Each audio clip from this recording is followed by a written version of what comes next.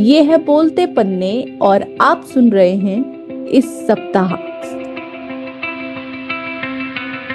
जिस फैसले को मणिपुर में अब तक जारी हिंसा के लिए जिम्मेदार माना जाता है, उस फैसले के अहम हिस्से को मणिपुर हाई कोर्ट ने वापस ले लिया है।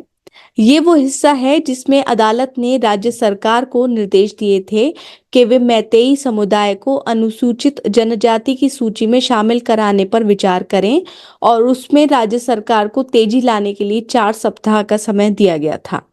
इस फैसले के सामने आने के बाद बहुसंख्यक मैतेई और अल्पसंख्यक कुकी समुदायों के बीच पहले से चली आ रही लड़ाई भड़क गई और हिंसा का ऐसा दौर शुरू हुआ जो आज दिन तक जारी है। इस सप्ताह 21 फरवरी को मणिपुर हाईकोर्ट ने अपने पुराने आदेश के इस विवादित हिस्से को रद्द कर दिया है।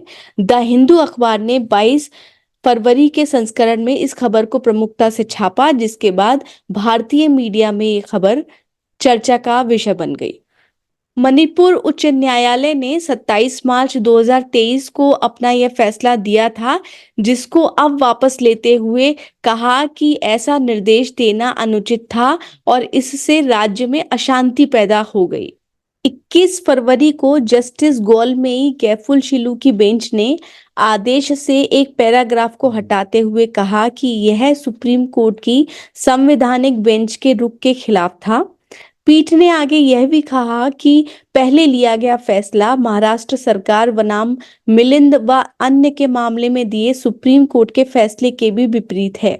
दरअसल महाराष्ट्र सरकार बनाम मिलिंद व अन्य के मामले में सुप्रीम कोर्ट ने कहा था कि अदालतें अनुसूचित जनजाति की सूची में संशोधन या बदलाव नहीं कर सकती हैं। ठीक इसी तथ्य को आधार बनाकर कुकी समुदाय ने सुप्रीम कोर्ट में आदेश के खिलाफ कई याचिकाएं दायर की थीं। कुकी समुदाय का कहना था कि अगर मैतेई समुदाय को एसटी का दर्जा दिया जाता है तो इससे उसके अधिकारों और आरक्षण का हनन होगा, और कुकी समुदाय की तरफ से यह भी कहा गया था कि मैतेई समुदाय राजनीतिक रूप से, शिक्षा के स्तर पर और आर्थिक रूप से भी बहुत प्रभावी है।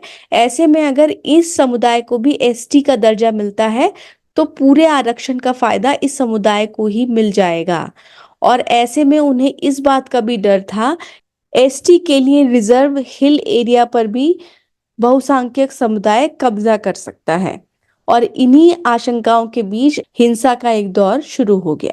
आपको बता दें कि मणिपुर में लगातार चल रही हिंसा में अब तक 200 से अधिक लोगों की मौत हो चुकी है और 50,000 से अधिक लोग विस्थापित हो चुके हैं।